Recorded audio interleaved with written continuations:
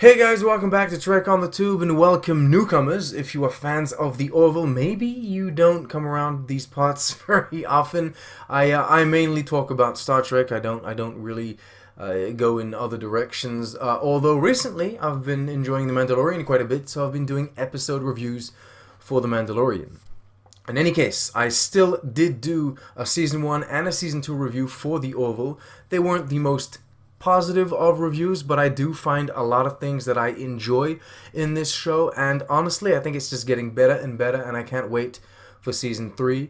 So, here we are. Today, I wanted to show you the interview and the nice conversation and sit down that I was able to do with Tom Costantino. He's one of the editors on the show. Well, you'll hear all about it. He was upgraded to co-producer and everything, and he's very active on Twitter. He's always showing us those behind the scenes pictures and everything. So yeah, we had a great time. It was real fun. I hope you guys will enjoy it as much as me. The audio is fine. The video isn't the top. It's not the best video that there is because we just basically recorded the Skype conversation. I hope that's fine. Yeah, that's it. Please do enjoy, and tell all your Orville friends that this is around because there's some insight as to what production was like in season 1, season 2, and how production is going for season 3. Also, before I leave you with this, I do have one thing to say because I've noticed some comments on Twitter. The Orville is not cancelled, and season 3 of the Orville is not confirmed as being the last season. They haven't been confirmed for a fourth as it stands, but nothing's been cancelled. They're just in full swing. They just started production again on season 3. They've started filming, I think, today. Friday 4th of December here, 2020. So yeah, but nothing is cancelled. Don't worry about it. And as you can see in the chat, Tom doesn't seem too worried. So yeah, okay, enjoy. Hey. Welcome back to Trick on the Tube. This is a bit of a different video. I originally wanted to make it like a Trick chat, and I thought, no, I'll just do like an interview thing. I have with me someone that you might or might not know. I think his cartoonified face has popped up on your Twitter feeds quite a lot. Tom Costantino, probably most known within the sci-fi Trek Twitter community as the guy that works on the Orville. So editor on the Orville, now producer, associate producer, now co-producer. Co-producer, yeah. Yeah, you'll have to explain to me the difference between associate producer and co-producer. Sure. We'll get into that. But yeah, thank you so much for joining me. I don't know what I'm going to call my interview segment. I was thinking one-on-one on Dick One. That Sure. sounds fun. I love it, yeah. Yeah, so it was a struggle due to scheduling issues. Yes, I apologize up and That's down. fine. It's the COVID situation. How has that affected your guys' workflow? You're back in production for the Orville season 3 for it's been a few weeks now, right? Yeah, I mean, officially the whole team, meaning the prep team, has been back for a few weeks, and there's been a little work here and there. We actually had some VFX and post, had some work to finish up, so we kind of worked our way into July. And then we ran out of material to do. COVID protocols got in place and started up a few weeks ago in earnest. So tomorrow, if all goes well, in exactly 17 hours we shoot. All right. I don't know when tomorrow is in regards to when I'm going to release this, to be honest. But tomorrow would be Friday, December 4th. But that's fine. Tomorrow in the past. You guys didn't just go through COVID. That's the thing, because there was a big, and I'm on the outside of this, but there was a big buyout. So Disney bought Fox. Yeah. And so there was a big change in basically ownership. You guys are now Disney, so you're Hulu, at least in the States. Yes. And did that change anything in regards, like, did you have to move your sets around, or are you still basically the same place and it's just someone else giving the orders? They came in one night, and the 20th Century Fox signs turned to Fox. That was kind of it. I mean, there's some procedural stuff and paperwork and some email changes, but in terms of the show, the physical production of the show, the sets don't move. I mean, Fox Studios is still there, still lovely. not half of us can't go on because of COVID protocols. But I was literally in front of the gate today, dropping off a prop, so it's still standing, and kind of all normal. But it's more of a studio infrastructure thing. And did they change anything in regards to what you're allowed to do on the show? Like, did Disney come up with like a whole bunch of new guidelines or anything like that? Or no, they've Disney, Fox, they've all been very supportive. I mean, we're on Hulu now, so we're not necessarily constrained to broadcast rules, about profanity and language and violence, but we're also not going to change the tone of the show. So I think I've made this that wouldn't suit the show too much if you started just heavily swearing all the time. No one is going to die by falling rocks or anything. There's none of that stuff. Yeah, well, I know Hulu's kind of they let basically shows do whatever the hell they want with that. Yeah. No, they're very good about that. I mean, they I'm sure if there's something horrifying, they're not going to sit silently. Probably, yeah. But it's they're complete professionals. Does that mean that you could do like longer episodes or shorter episodes now, or do you still have to stick to that? Oh, no, we actually are. That was part of the reason that Seth sort of wanted to do that. He didn't, and it was through no fault of anybody's own. I mean, actually, in season 2, Fox found a way to give us an extra 4.5 minutes of screen time by changing the way they got the advertising revenue around. So we were standard network season 1, which was like 43-40. Then we were 48-10, which was like a big deal. But, if you wanted to, you're still cutting stuff out and having to edit for time. So now, our run times are much longer in the hour range. So like any other streaming show that wants to do what they want to do. So less episodes, more show, actually, mathematically speaking. Yeah, well, that's cool, and it gives you guys more liberty, especially you being an editor.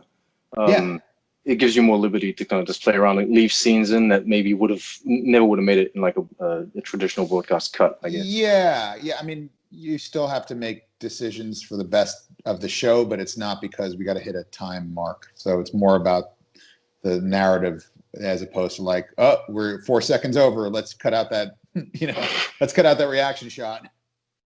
Yeah. All right. I want to take it back to the beginning a bit. Sure. And I want to know how you got into like editing and editing for Hollywood. Oh, yeah. So like is that?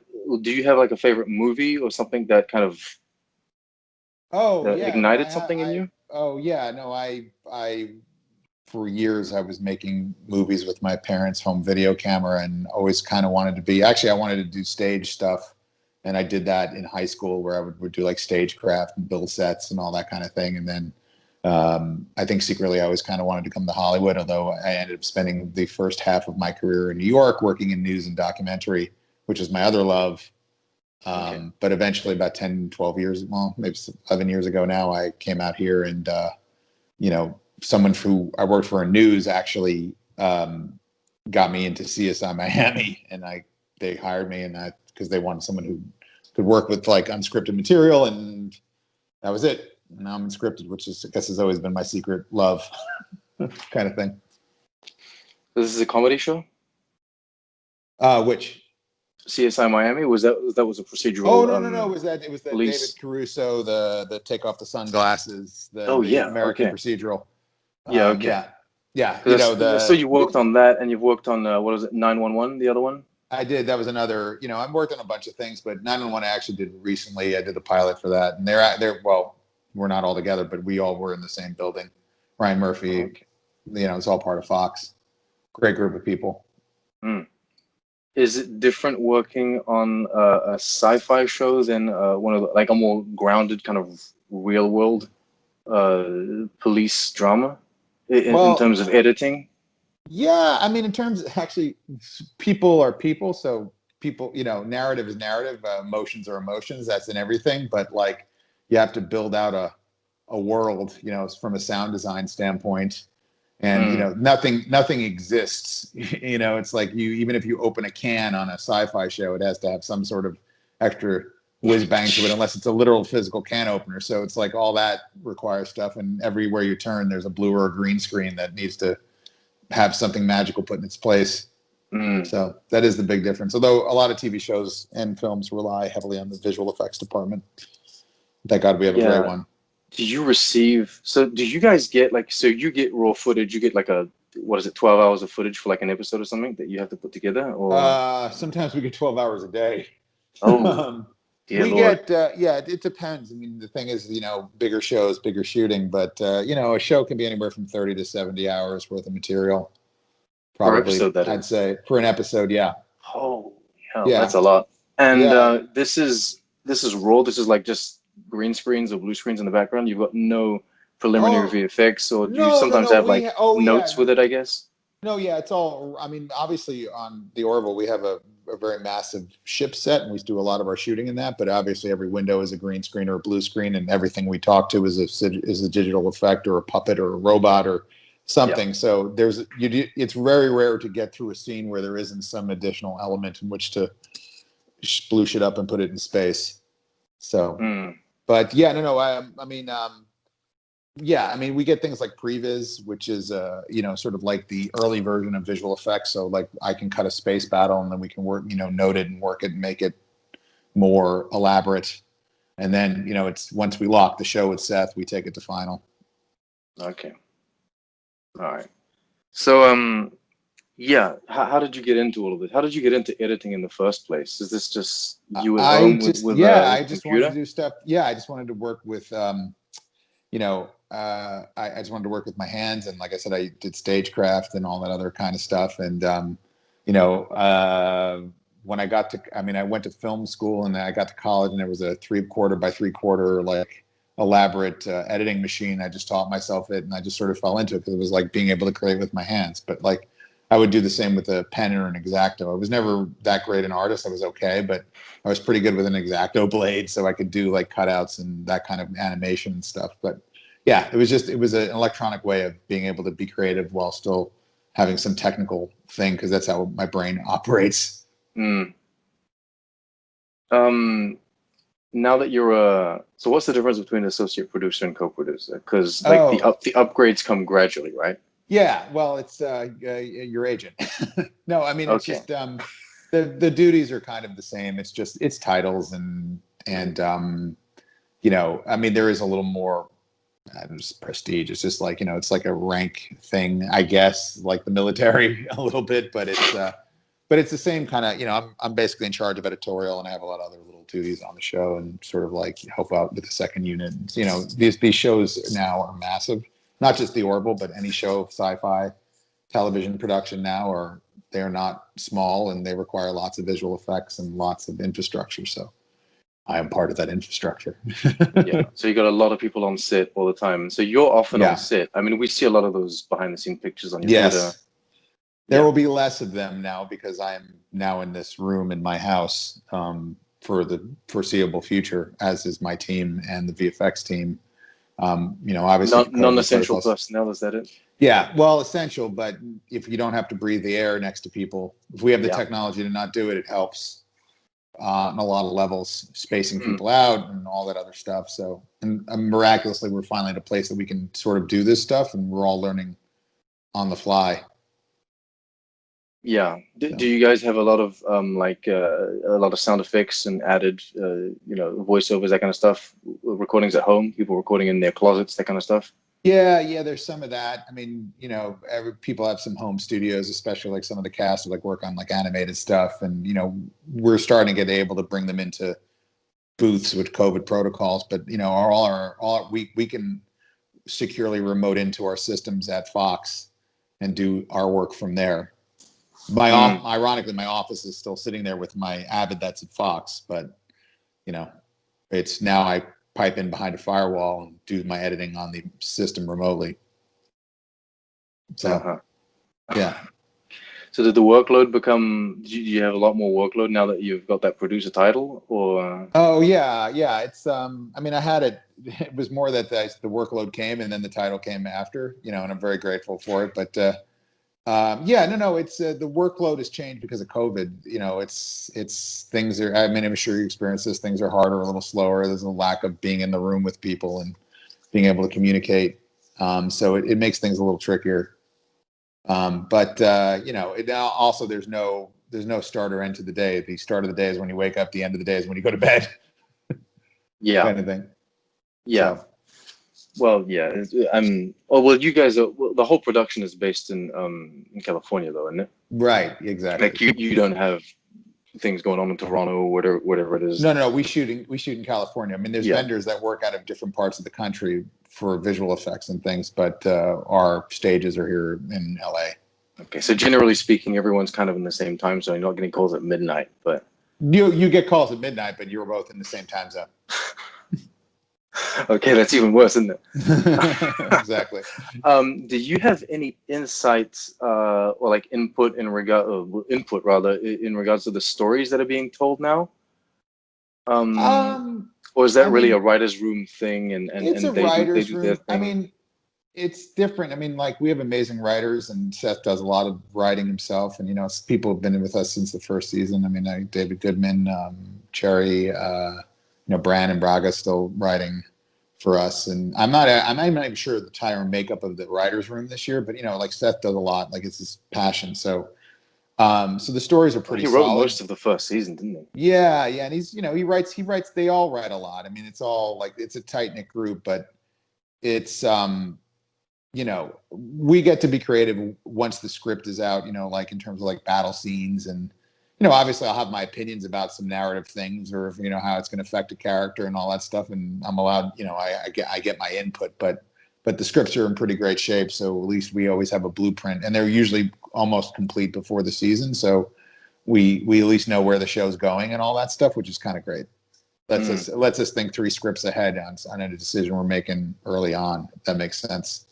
We know where the characters are doing as opposed to people winging it. Yeah, it can influence you in regards to like what reaction shot you're gonna keep in an episode. Like if an actor chose to do a certain something with their expression or with their face, you can keep that in if you know where the story arc's going. And sometimes they know where it's going too, so they'll make some choices based on that, which are kind of fun. Yeah. But also it allows us to prepare. Oh yeah, of course. Do you use storyboard stuff like yourself, or is there like a? No, we have storyboard artists, but we also have previs like Brandon. We have a previs team, but we have used storyboards before. But this thing is a lot of this stuff is ever evolving, so you could start out with a storyboard, and by the time the final script is in, or we've worked through the logistics of making something, it's changed, and even.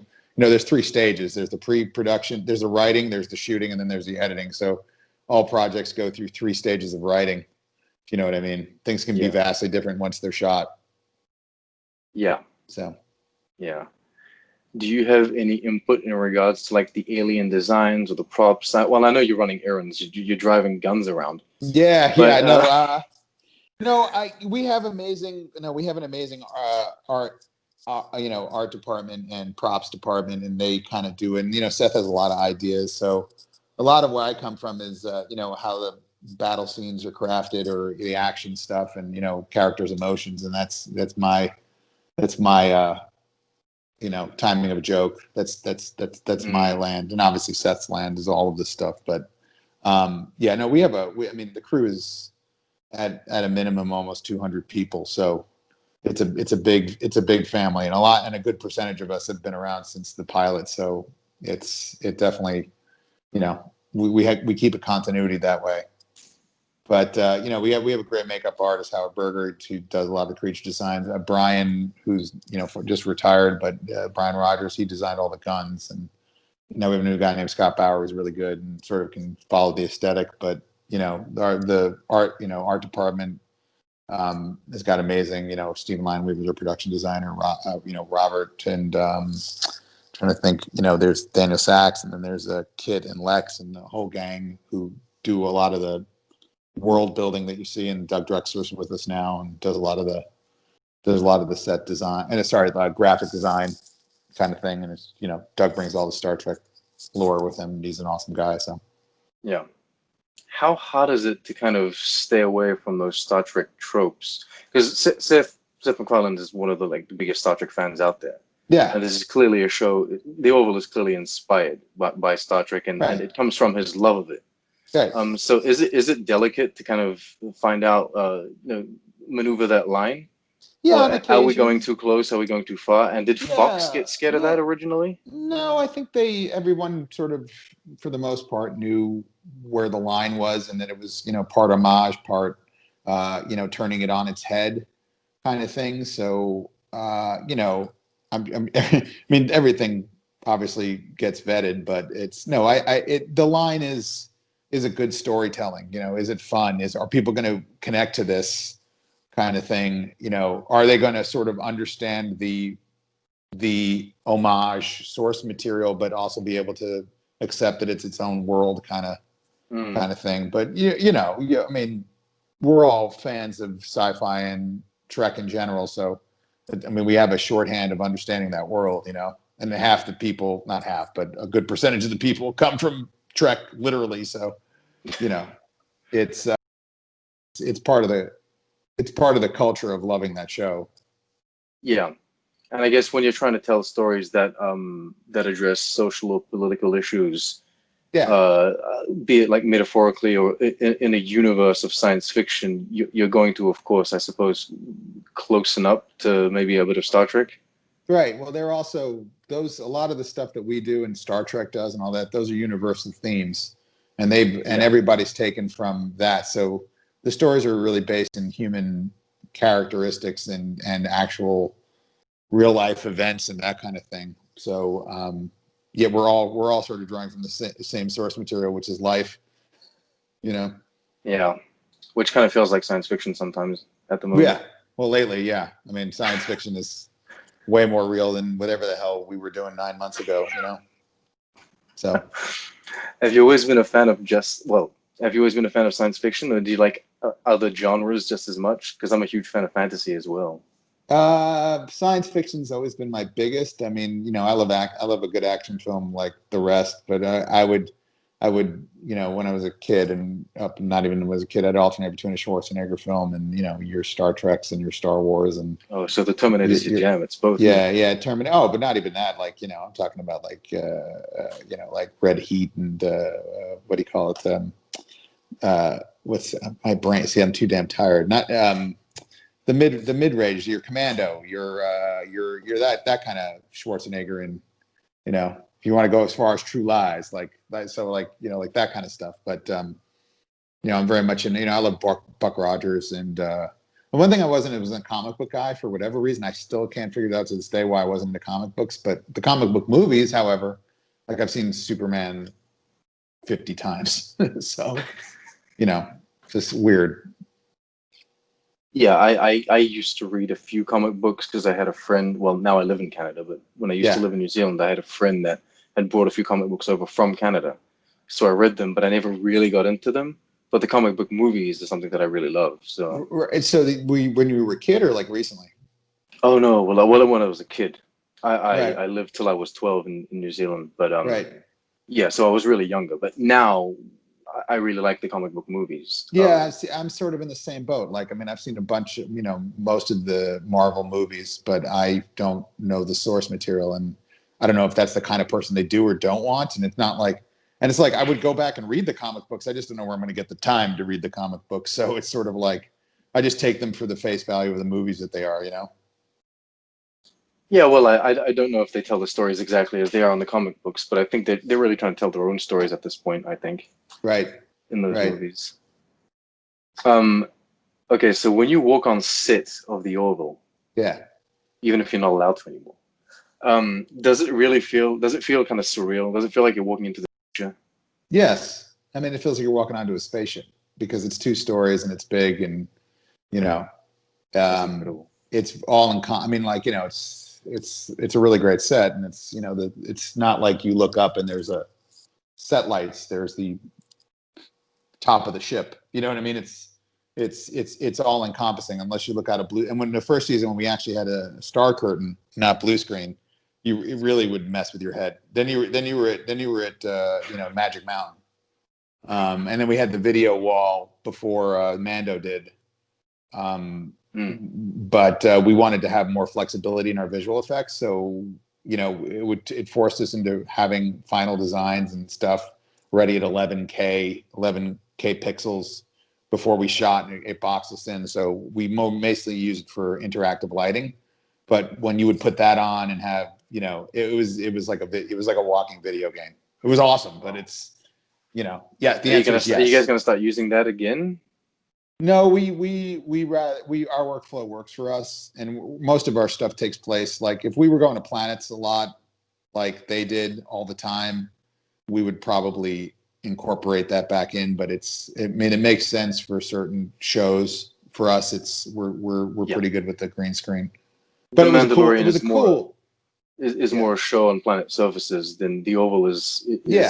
It's one of those episodes or one of those shows where you're on the ship, right? You follow the ship on a crew. Yeah, we're in a workplace comedy with drama in space. So like we're in the ship a lot, and there's a lot of ship. You know, it's not just you know, the Razor Crest. It's like it's a ship of 300 people. You know, so a lot of stuff takes place in it.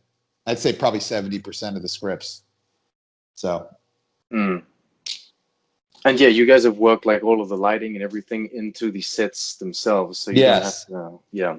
The engine room, some of them you can't really see, but there's hang downs, but there are lights that if you look straight up you can see. But a lot of our sets have roofs and things, and like the medical bay. You know, you close the doors of the medical bay, you have no idea where the hell you are except in space. So, pretty wild. That's pretty cool. Yeah. Well, so, you know, I said if I could get back on set, you know, you come over for a tour, but I don't know. I don't know where I'm going to get to see it again. So, but it's okay. Keep people safe. I say this because originally when you guys started production, you guys had I think it was like a few different YouTubers or just a few people from social media in general that came in and kind of like did the set tour and everything. And so I was watching those videos. It's like, oh, this is so cool because they got to pick up the props and they got to have fun with it. I was like, oh wow, this looks so real. Like everything feels so real. Yeah, because you guys even have the lights turn on when you hit the buttons on the what are they, phasers, blasters, guns? Oh yeah, they those are working. I mean, we have some pretty intricate props. Even the keypads work to some degree. I mean, we enhance them with visual effects, but you know, you can there are the wall panels that open the doors. You can press them and they'll light up. It's kind of fun. Crazy. It just I mean, a lot of stuff is done in post by our amazing visual effects team, but you are on a spaceship. You know, pretty wild. Is there any episode that you edited in particular that was just like hell? That was just horrible to edit? Horrible how? Like, oh well, in all the material, like too many reaction shots. So all of the material that you receive, you just didn't know how to kind of like go through the triage of it all. Oh, that's my job. Yeah, I'm assuming there has to be one episode that's just worse than the rest, right? Something that sticks out. Every episode. It took a lot. We were under the gun, and we built out the Identity Part 2 battle. That was a lot of making things up in the room, and you know, we took a 3-minute battle on paper and turned it into and tripled it. So that was one of those, and trying to mine the material and push it as far as we can go. And there's a lot of fun stuff under the hood, and everybody stepped up.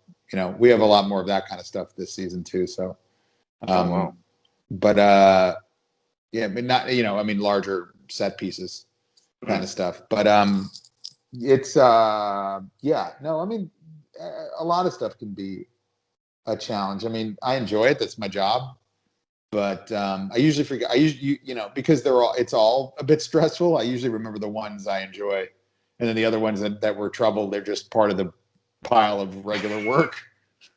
I'm not even trying to avoid the question. It's just like, oh, that's actually a good work ethic. That's a good way of you know, moving forward. You only have like, this one was easy. This one flowed off of me. Oh, okay. We're gonna remember this one.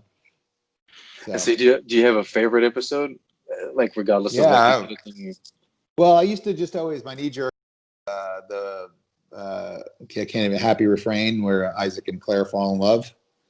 That's always that's where I just thought the show hit another stride. But I mean, they're all are. I mean, I love a lot of them. I mean, I thought the 2-parter at the end was, you know, I thought the alternate universe one at the end was fun, and I got to go up to Mammoth with Brooke, our VFX VFX producer, and help shoot some of the snow stuff.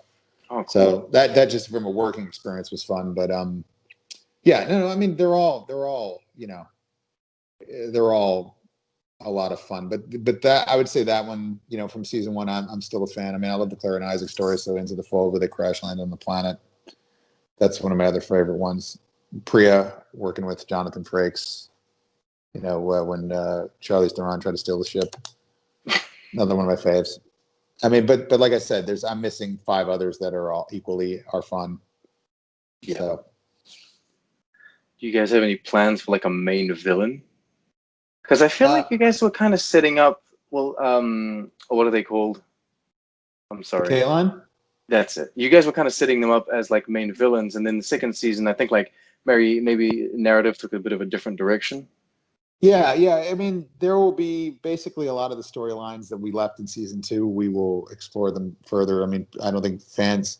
I think the good thing is you can come to the show not knowing too much about it and still get enjoyment about it. But if you have been a lifelong fan, you'll be able to enjoy continuations of plots. Let's just say, but in terms of an overreaching villain, I don't know. I think there will be more than one. Oh, okay. Yeah. So it's not specific people. It's more like just species or. Yeah, I mean, the show is still the combination of episodic mixed in with serialized. So, and that's kind of fun because you can go have an adventure, but also serve the bigger storyline. And that's sort of my favorite kind of TV because it's also TV. I think everyone's coming. I think back to that would be the nice word because like we went to like hyper serialized for a while. And I think everyone's trying to find that balance now. Because you still want, like, everyone now and then just wants to pop on an episode of whatever it is that they like. Well, you want to be rewarded, but also if you're, sometimes if you're only serving the serialized version of it, I'm not talking about something like The Undoing, which is like just about a murder mystery. I'm talking about like longer term series where it's like it's all right to have. I mean, Mandalorian does it well. It's like they're serving the larger story, but they go off and have a little fun. And I think it builds out the world better. Yeah, there are things like True Detective, which are like it's an anthology series, so they have like 10 episodes per season, and it's like that's the story. So it's kind of like a chapter. Yeah, you got one season. That's a different kind of thing. We're talking about shows that are going 3, 4, 5, 6, 7 seasons. Like, I mean, even I mean, I don't know. I'm just throwing this out. Like Veep had a lot of serialization, but there were all one-off episodes that don't refer back. Just comedy. Thinking just like something outside the box, but you are rewarded more for knowing everything in the history of the characters. And when somebody shows up from season 2, messes something up in season 4, you know what that is, and it's rewarded for it. So, do you have any props at home? Because I see you running errands, moving around those. Well, I just had. Don't get in trouble if you're not allowed to. If you're not allowed to take things. Shotgun. No, I gave it. Actually, the reason there's a story behind that is that I was using it to. We have a great replica team called Corbin Effects who actually they're selling the replicas of the. But we were doing a comparison to just give notes, and I happened to be doing one right as we shut down, and I was not going to leave a screen use prop in my office, so I brought it home here in the hopes that eventually, I mean, naturally, it would be returned to the. Well, I'm just not. I mean. Fox is secure, but it's like I was getting the feeling this was going to be a while, so I was like, I took all my paperwork and anything like that I thought would be like, yeah, I'm just going to leave it here. So there was that. I mean, I have I got detached, but I have a couple of things. I did some cleaning up. Here, this is the screen used head from the Kalon cave. Oh, yeah. Right. So that was where Bortus and Tala find that stuff. That's your Eagle Moss. Oh, those are the fine people at Eagle Moss. Yes, there's another Eagle Moss that was given me by Doug. That's just Battlestar Galactica, my favorite. This is the season 1 maquette that somehow ended up was like sitting in a box getting ready to be thrown out. But this is the wood maquette where we decided to make the shuttle. So I just kept it because it was going away. But so that was used to help design. It's like solid wood. Background alien that was in season 1 or 2. I don't remember. So. Oh yeah, no, he was just like one of the guys, like he'd be in the cafeteria or something. So one of the extras were. But yeah, that's this was given to me from a friend. This is one of the panels from TNG. Yeah, I was going to that say was that's not used. the oval. No, It's not got. the It's funny. Orville. It's because it's TNG, but it's got the oval colors. It So, does, but it just also happened to be that knowing that it was. I think it was on the Enterprise at one point. oh wow. So, yeah. Oh, here's one more thing. This is a 3D rendering of Talea's pod. It's like proof of concept. Okay, so these are the So first things that they print out just to kind of yeah, like exactly. show it to the executives and. Exactly. Yeah, it's for that and it's for like planning purposes. But yeah, that came off the 3D model, which was then in the actual visual effects. And there's a pile of scripts for season 3, and maybe some season 2. Well, that's And spoiler stuff. my last place golf tournament, Orville golf tournament, where we have quantity over quality, because we sure sucked, but we were fun. Anyway, I'll put you back. And here over here is my my Avid actually. That's piping into Fox. So that's my little home area. Yeah, that's the home office now, isn't it? Yeah. That's where you spend all your days. Exactly.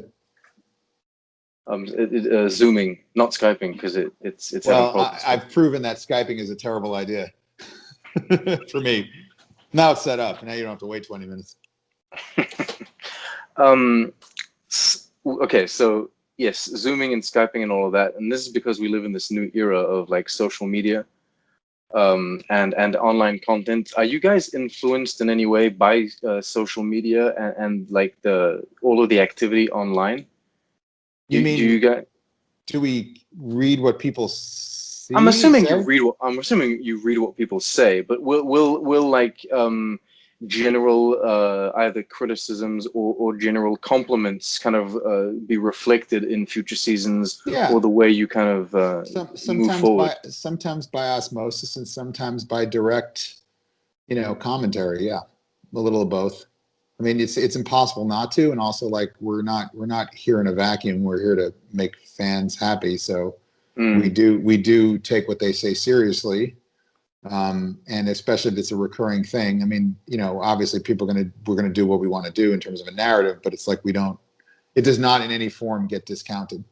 The only stuff that I will ever say ever gets discounted is when people are hostile to a crew member or a cast member for the sake of and it's so rare. We have the nicest, bunch of fans and ancillary Trek fans. Like everyone's really cool, but there's every once in a while you get one and you're like, ooh, yikes. Well, that's just the internet, isn't it? Yeah, it's just the internet in general. And you try and work through it and be nice, and you don't want to, everybody's got their reasons for saying and doing what they do, but yeah, no, I mean, you can literally shit on the show in a constructive way, and we'll take it to heart.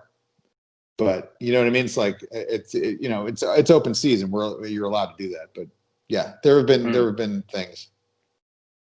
So that's interesting. Do you have any examples or nothing specific? It's just kind of like a general. It's like general. Yeah, I mean, there's a couple things coming up that I can't say. Oh, but yeah, but no. There's we read. Right. But the thing is, there's human beings behind the show, so sometimes it's like, oh, that hurt. Or like, oh, they figured that out. Yeah, we knew that sucked. Yeah. Well, damn, I mean, we didn't get away with it. I release reviews. So be it for like the seasons of the Orville, I'm doing the Mandalorian. I have more time, so I'm doing episodes of the Mandalorian and Discovery, that kind of stuff. But like, you always have to balance this thing where it's like, I'm going to criticize this element because I didn't like it too much. But as a content creator myself, I know that if I release something and when I get criticism, be it valid or not, it always hurts. It always stings. Like, oh yeah, Well, yeah. So it's a fine line to navigate in criticism, and so I always try to say everything. Like every time there's something positive, you got to point it out, right? Like, this was fantastic. This was great. So just to make sure. But well, I also feel like I think it's okay to give criticism. It's okay to accept criticism. It's like the problem is I think we've lost our ability to be constructive about it. Not we, all of us, but like generally the discourse, especially the last year, it goes down fast, and then it gets off subject, and then we're talking about something else, and then suddenly it's about a totally different show, or it's personal attack. Not me. I'm just saying like just threads I read or I'm tagged in, or I'm not most people are nice, but like, or suddenly all of a sudden like you're talking about Star Trek, and then now all of a sudden it's on it's on Trump, and it's like, how did we get from Trek to Trump? Like, where,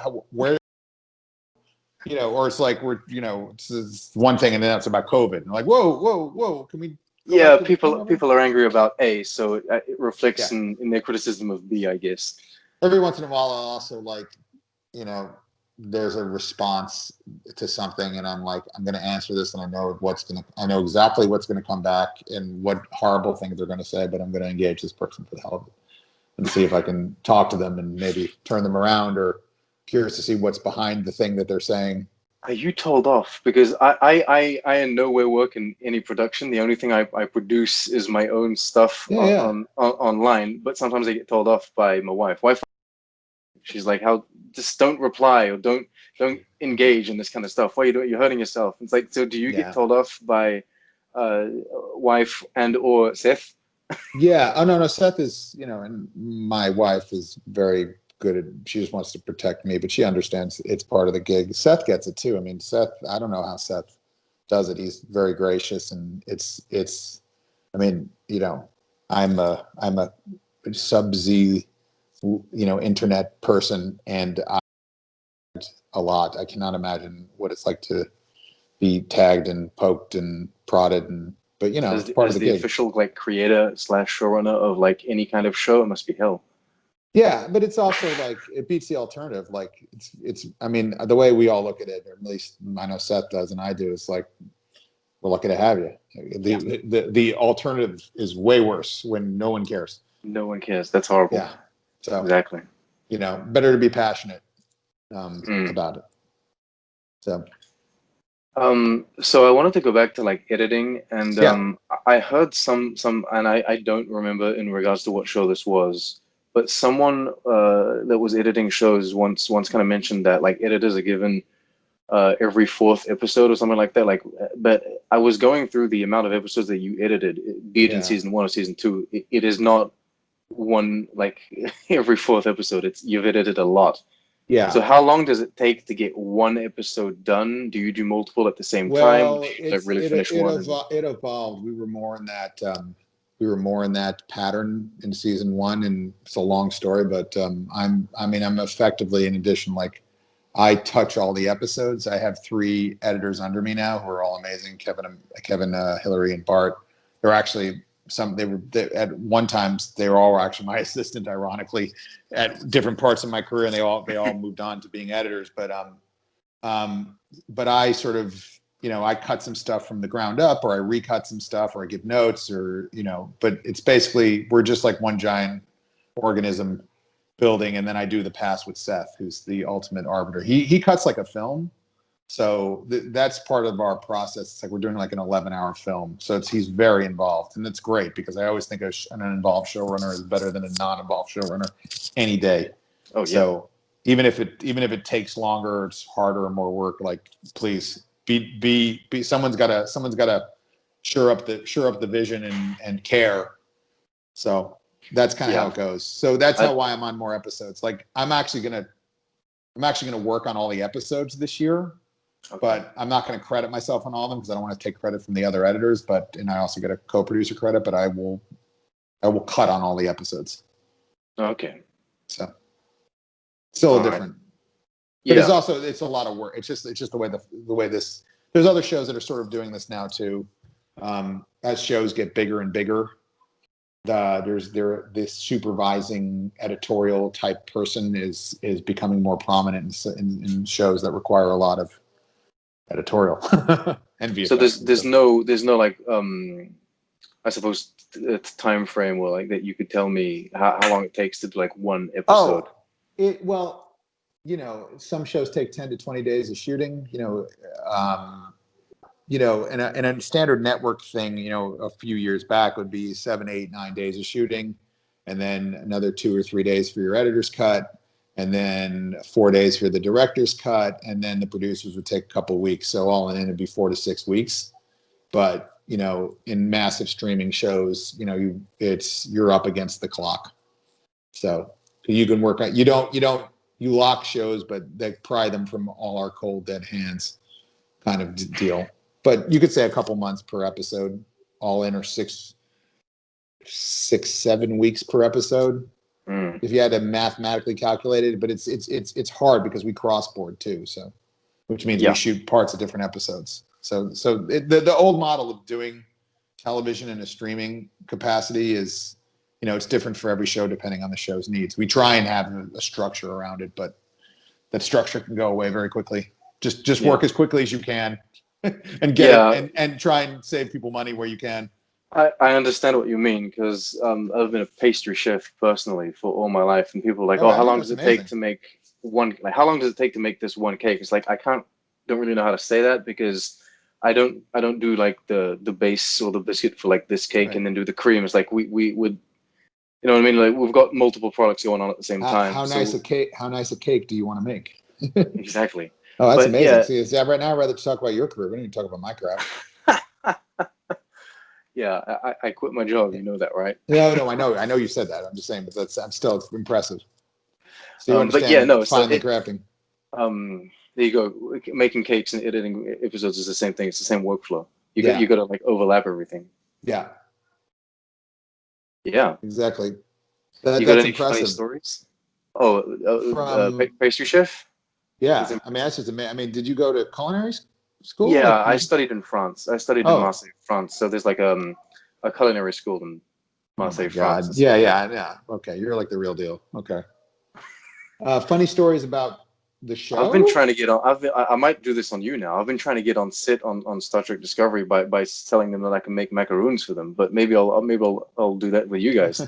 Well, you don't need to do anything for us. If life were normal, you would obviously be invited. I would obviously love to have you, but it's like I said, that has gone out the window for safety reasons.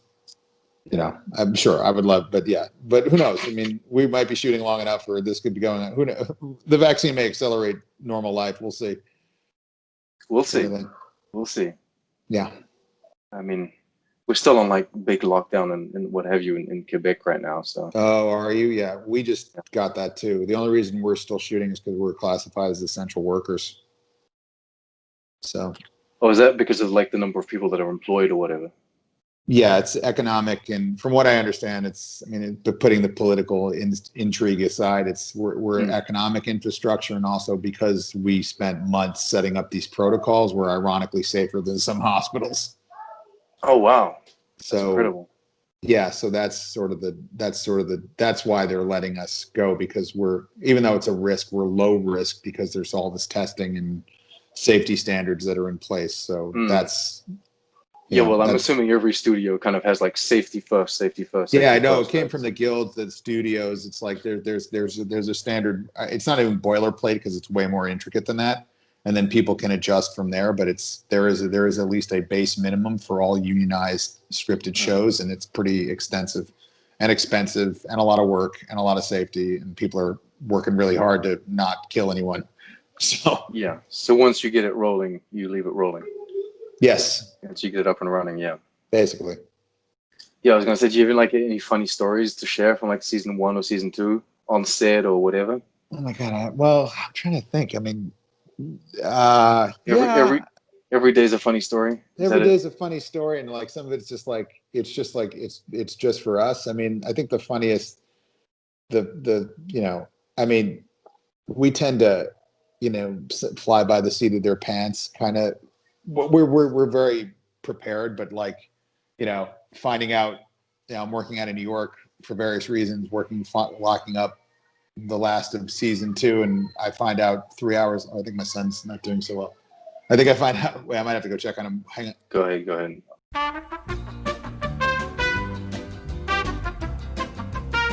Yeah, I will, but I'll just finish this thought. But I was just saying is like, finding out with a couple hours notice that I would be, flying somewhere to help do a shoot or something. It's like, I would never trade it for the world, but it's definitely good to be proactive and at the ready. This is pre-COVID. Now it's like, it's always an adventure. No, I'm very lucky. I mean, like, it's weird to work on a dream job. Yeah. So, not, no one's pretending like we're curing cancer here. But it is fun, and it is a lot of work. The hours are long and crazy, but you say you're not curing cancer, and it's not as simple as that. But there's a lot of people that kind of look to these shows, be it the Orville or many other shows that look to these characters and that look to these stories, Yeah. and it helps them, right? Yeah, It I really think does so. help them. There are so many touching stories online, so you're still affecting and helping people. I mean, look, if we can bring a little smile to people's face, it's something. You know, I get it. I mean, I the only thing that I would say that this has done is that it's harder. You know, like it's like my wife used to work for the NFL and she can't watch football anymore. Like I can't watch sci-fi television without dissecting it now. So I think eventually that will go away, but it's sort of like I just think, oh man, that shot. Oh my god, I wonder how they did that, or like, oh god, I can only imagine what the second unit had to do to get that thing. You know, I'm it's like not that kind I'm of, not even in the industry, and just because I review a couple shows yeah, and kind of like really look at like how they do these and how they do the details, I end up kind of judging everything that I watch. I'm like, oh, right, that's like just putting two people on screen. yeah, It's the same actor. They film them twice and they have them shake hands. I'm like, that's impressive. yeah. That was a lot Just of the work. smaller things. No, but it's also yeah, you go, someone's like, or you hear some ADR and you're like, oh, somebody had to fix a story point. You know, it's like stuff like that. But the problem is I do it out loud, and then if I'm with somebody, I ruin their experience and I suck. So Oh no. yeah, so that's why I got to keep my mouth shut. But yeah, I should probably go check on what's going on there, if that's okay. Okay, no worries. Do you have any Do you more want stuff? I don't want to cut you off too early. No, it's fine. I was gonna ask if you met anyone because you've had guest stars of consequence, and I think we Oh can yeah, leave it at that. You've had guest stars of consequence. You've had Bruce Willis. You've had I think Liam Neeson probably shot his thing like in a green screen somewhere, right? yeah, he was in Just New on a York screen. at the time. Yeah. But as you said, Charlize Theron. Like you've had people. Yeah. Um, have you had like did you get the chance to meet them, say hi? Oh And yeah, yeah. In some cases, I mean, I don't. I mean, I have a job, so I don't run to set all the time. I mean, I did meet Bruce do you find Willis and his excuses? family, who was very lovely. Yeah, I do find excuse. I mean, the only person I like when Robbie McNeil was directing, who was a lovely man, and Frakes, like, yeah, then I'll find excuses to go over Gotta go and see and the I trick. and I don't it's like I don't even pretend. It's like they're such gracious guys, and I'm not gonna lie. Another time I got mad is that Mzadi did the guest thing and no one bothered to tell me, including Frakes and Oh Seth. No no. one bothered to text me, and I Oh, missed her by the way, shooting. who's the teacher? What? Oh, by the way, who's the teacher in the Yeah, class? Oh yeah, no, exactly. so this what? So yeah. So that was everyone heard about that. It was the only time I was ever like, "You all suck. I hate you all." No, but I got to meet obviously I knew who Brannon was before I got to work with him, and he's an awesome person. So that's like that alone for enough for me. And I knew who David Goodman was before all that, and obviously I love Seth. Although, so yeah, so do you run out of the way? To do it, not if you got work to do, but if it becomes part of the gig or you're there, yeah, sure, you meet a few people. That must be so cool. Yeah, it's fun. I mean, most everyone is, like I said, most everyone is happy to be there and very nice. If you're doing a cameo, you're doing it because you enjoy the show or you want to do, it's like usually when there's a guest star, it's a friendly experience. Yeah. So, obviously Yeah, Ted and some of Danson. these people, like these people have worked together before anyway. Like Brendan Yeah, Bragg's worked with Frakes, so they already know each other. It's already a friendly exactly. environment. Exactly. And I can watch Ted Danson read the phone book. So, it's like, I don't care. Like, that's like any scene he's in, I'm like, I don't care what he's doing. He's just going to go be Ted Danson. So, but I feel like the way and no different, we also have an amazing our core cast. Like there's not a single one of them that isn't a genuinely lovely human. Yeah. And that's the part I'm going to miss because I don't get to see him now, except for digitally. So, but yeah, better we all stay safe. it'll come back. It'll come back. Yeah, Don't worry. exactly. All right, So, I'll let you go. I'll let you tend to family business. Thank you yeah, I so much appreciate for it. joining me. Yeah, of course. Sorry that was a 16-minute extravaganza getting on. No, it's fine. Don't worry about it. But yeah, Yeah, let me know thank what you else so you need. much. I'm sure we'll be talking as we always do. Yeah, I was gonna say, oh, I do have one final question, and I don't know Sure. if I'll leave this in. People, maybe this will be cut out. Maybe it'll cut it now. But I I told you to go on Irish Tricky, Damien the Irish Tricky's Yeah. chat, and I don't know if you did that thing. I did. And okay, so when I said, "Oh, you should go on," you said for you anything, and you were referring to me, for you anything. And I know this because when I sent you a message privately in the DMs, I said, "What do you want to come on my channel?" You said, "Yeah, for you anything." Like what where does that for you come from? Why for me? Because you've been talking to me since like season 1. All right. I Okay. remember everybody. All right. And Irish Truckee too. Okay. And I even remember you're not even always that friendly about the show. You've knocked the show Oh, yeah, a few times. look, my reviews are what they are. I I know, try to be as polite but as I possible, appreciate sometimes. but I appreciate that you're an engaged person. Like that means a lot to me. Like I said. So, and you're active on, and you have good podcasts, and yeah. I mean, for people who are engaged and care, and yeah, whatever. That's what I'm here for. Awesome. It's great to hear, like from the outside perspective, as like the content creator perspective. Yeah, it's nice to see that.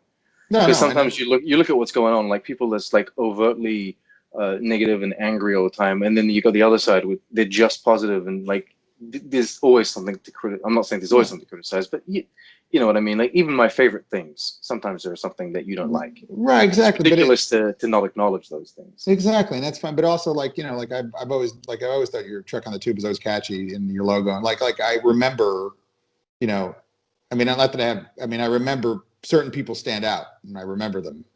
Right. Even if they don't talk for like 4 or 5 months, or we don't have like an exchange or something. It's just there's just certain people that just fall into that category. You are one of them. So. All right. Well, that's very kind. Yeah, no problem. Okay, cool. Thank you so much. Yeah, we'll talk again. All right, I'll hit the stop recording, and and if some century we ever get back to a set that we can be on, obviously you have an open invite. Yeah. So Star Trek is Live Long and Prosper. You guys need to invent something. I'll call Seth right now. I don't have. You guys need a hand gesture.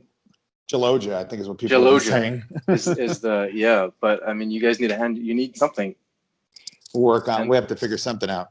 Yeah, and you don't have a Baby Yoda yet. Come on, get on that. No, we try. We almost had a puppet baby, a baby Topa, but we ended up going with a real thing. So, all right. And Baby Yoda seems to be the way. Excuse me, Grogu. Yeah. Spoilers for anyone. Oh, that's shoot. Fine. Yeah, it's fine. It's fine. Fine. All right. All right. We'll talk soon. Thank you so much. All right. Chat later. And there you go. That's all of it. I hope you guys enjoyed the conversation as much as I did. It was real fun talking to him. Tell me, should I do more of this? If I can, get people to come on the channel, I would love to. I am a bit stressed out when it comes to talking to, people. I'm not the most, I suppose, I'm a bit socially awkward sometimes. But yeah, this was fun. Thank you guys so much for watching. Don't forget to like, subscribe, and share this around. Thank you to all the channel subscribers. What I meant here was patrons, but thank you to the subscribers also. And as usual, live long and prosper.